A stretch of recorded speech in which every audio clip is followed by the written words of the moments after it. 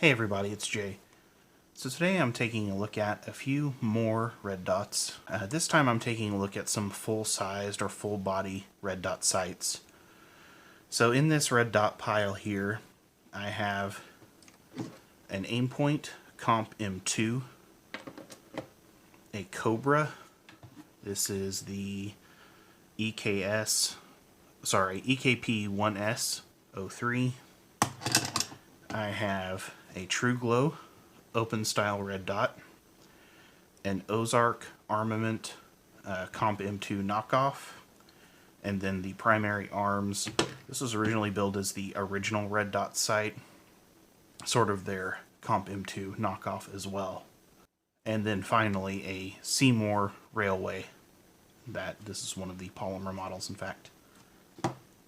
So before we begin, I'll say that all of these on the table are a range of anywhere from 2 MOA up to the maximum of 4 MOA, which is this CompM2. Some fall in the 3 or 2 range, but it should give you an idea, comparing these side by side, of kind of what the optical clarity is and also the dot clarity. This isn't really going to be an in-depth review, so I'm not going to cover too much about battery life and shock resistance, waterproofedness. The Aimpoint, I will go ahead and say now, is probably going to win in that department against all of these. But I thought it might be helpful for some people who are shopping for a dot to see what they can get into, kind of for the money. And I won't talk about money too much either, because by the time that you see this video, prices and availability may have changed somewhat, so I'll try to kind of stick with the basics. So I'll start with the Aimpoint. This one was actually discontinued in 2012, has been replaced by newer versions. But you can definitely find some good deals out there on used ones. New ones I'm still seeing in the $400, $500, $600 price range whenever I looked, but you can definitely find some good used deals out there on it. Optical clarity on this, you can see there is a slight green tint to the glass, which is not a deal breaker on this optic, but is present and is noticeable. I don't have any of the newer versions of the Aimpoint to compare to, so if the optical clarity is a little bit better, if they've gotten rid of some of that lens tinting, then let me know in the comments if you handled one and have seen it. Now all of these are going to have some kind of tint in some form or fashion. Some are more severe than others. But the dot is by far the clearest and the sharpest on all of these dots that we're going to cover today. It's really as close to a sphere as you can get on a projected light source. It's really quite impressive.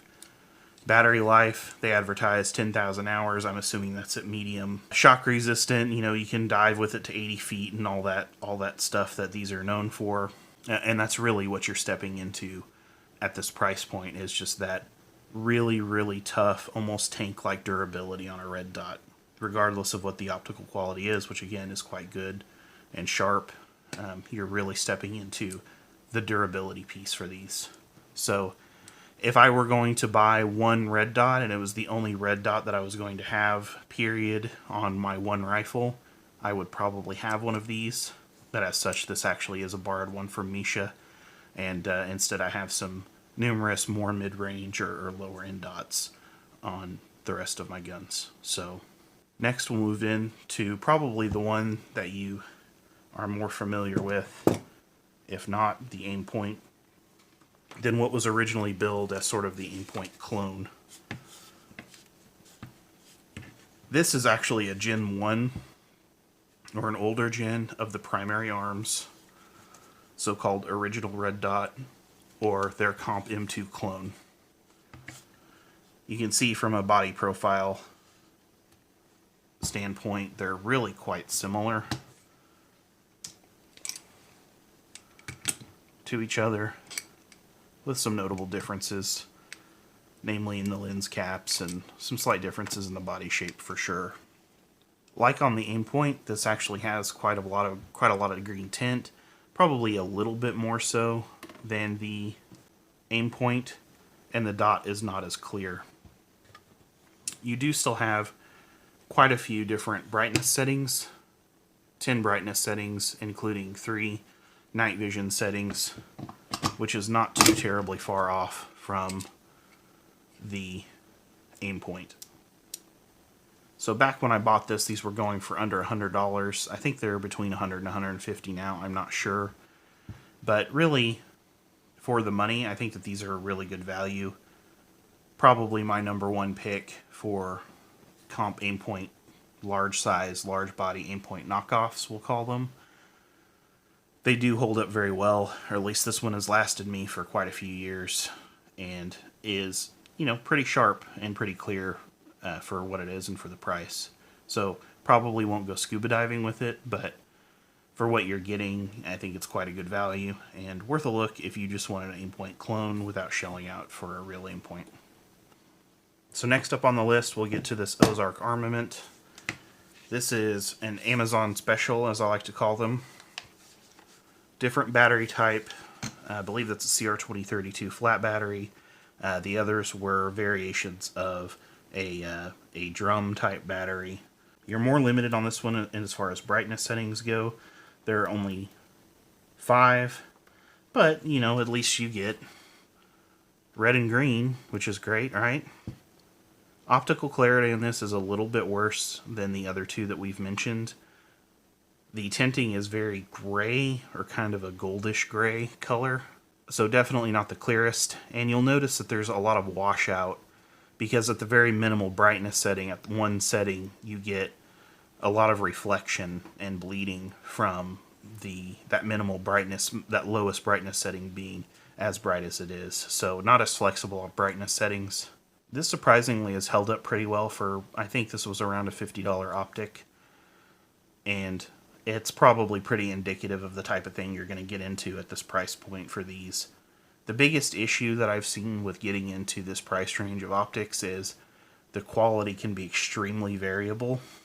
You might get one that's great and works fine and you have for years, which I'll talk a little bit about on some of these others. Or you might get one that just, you know, is broken right out of the box or breaks very shortly and soon after. Usually I find that the electronics fails on these first, but thankfully I've had good luck with this one so far. It has been bumped a lot on this 9mm Pac 9, so not extreme use, but you know, has a pretty high round count so far, several hundred rounds, and is still going fine. Okay, next up we'll get into some open type optics. This is a little bit of a different style, and really what you're getting by getting an open type optic is you're getting a little bit more clarity, because you don't have 2 pieces of glass that you're having to look through, and you don't have the narrower field of view with the closed body. Your trade-off with that, though, is you can get dirt using this Kobra as an example. You can get some dirt on the projector area or on the lens area pretty easily. You can see this one actually, you might be able to see that in camera, I'm not sure, but you can see that this actually has some dirt on the inside. So you're probably gonna, with that very thin lens holder here, you're probably going to get some durability loss there, you know, if you drop it on the lens or on the optic itself or what have you.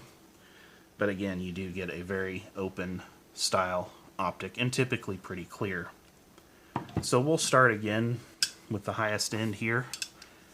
This is, like I mentioned before, the Kobra EKP1S03. Now, this is Misha's. I don't actually have a Kobra, and I'll get into that a little bit, probably a little bit more in the Russian optics video that's coming up. But it has a really interesting reticle style that you can see, and the pictures really don't do it justice. But it is actually quite sharp. The reticle itself is quite sharp. So, a little bit harder to tell in the picture on this one. And the reason why that is I had a really difficult time getting a picture over this huge projector housing here. Your adjustment screws or your adjustment knobs are in here as well.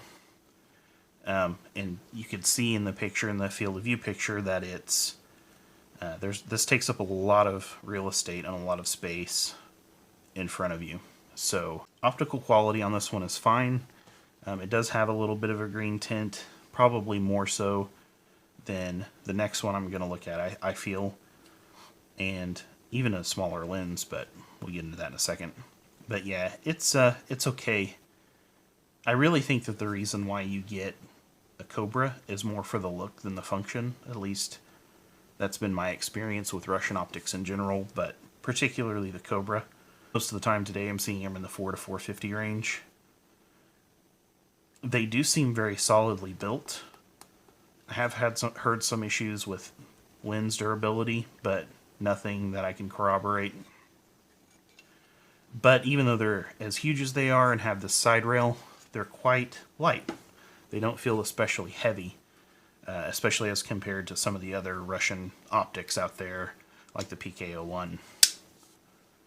It's a really cool looking optic. It's one of the few Russian optics with the side rail that you don't have to worry about clearing the rear sight on a crink that has the sort of the very high wing protectors on the rear sight, so it will go over that and clear it. But for the money, I think that there are a lot better options out there. You can get clear glass on a microdot for quite a bit less than this, and then once you add in a side rail mount, you're probably going to end up at least $100 less than what a Kobra comes in, but you don't have the cool Kobra look. Speaking of the cool Kobra look, this is the Seymour Railway.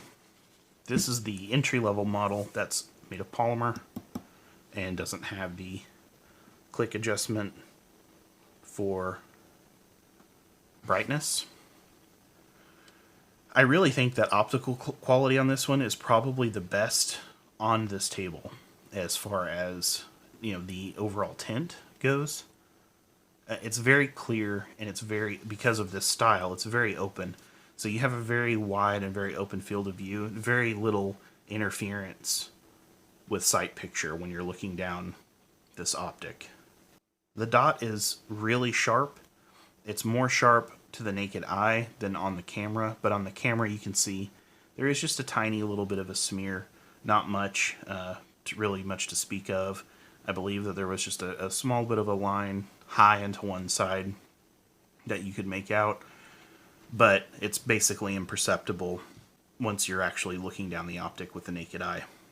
My biggest concern with this one, again, is durability. There are aluminum frame models for the guns that I have this on. I don't plan on dropping my TP9 anytime soon, so I'd be far more concerned about dropping the gun than anything that would happen to the optic if I did drop it. Again, I really like the field of view, and I do think that they complement the look of these quite a bit. Similar issue to what is on the Kobra. You have a lot of guts here to deal with, which naturally makes that optic a little bit higher. But they've put the lens housing in this little tiny raised bump here, so you don't have nearly as much interference. So I do have another one of these on my KR9, which is, you know, the Kalashnikov USA's copy of the Saiga 9 or the VTAZ. And it looks, not being a Kobra, it looks really good on that gun as well. And I think it complements this one, again, nicely. So I really do like the Seymour so far. I've had good luck with it so far, and I like the clarity and the overall look. As far as tinting, there is a slight green tint you'll see if you look at it kind of at an angle.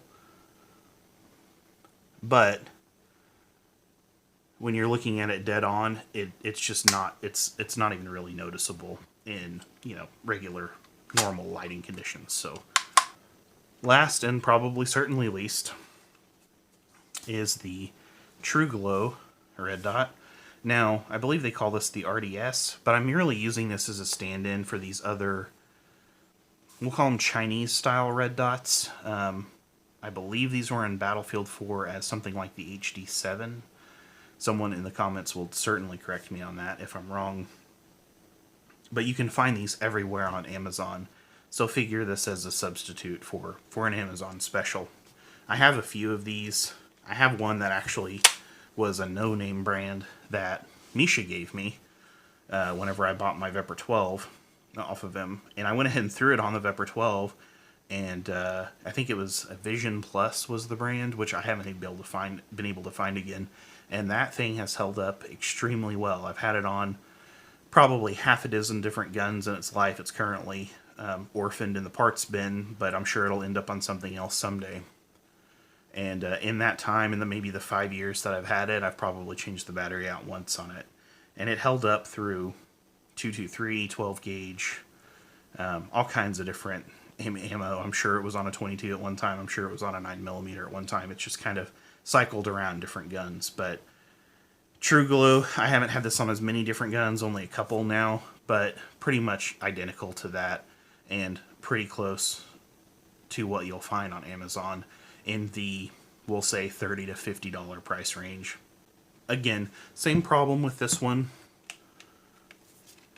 as what is on the Ozark Armament, is they kind of have this quite gray, goldish gray tint that's pretty dark compared to the other dots that we've looked at.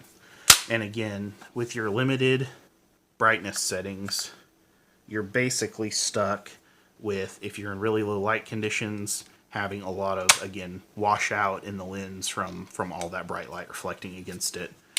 Dot is not as clear as any of the others we've looked at, but again, for a very cheap blinking red dot, it seems fine.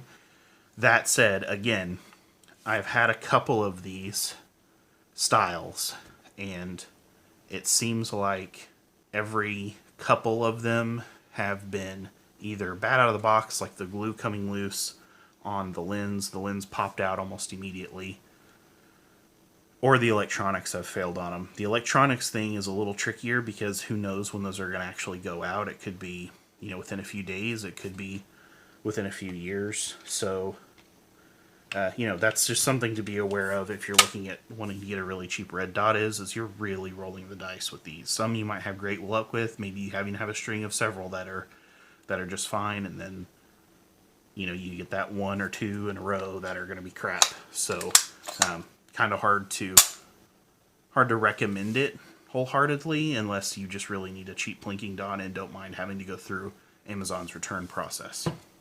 So I hope you enjoyed this video. I hope it was at least a little bit useful to you when seeing some of the different options.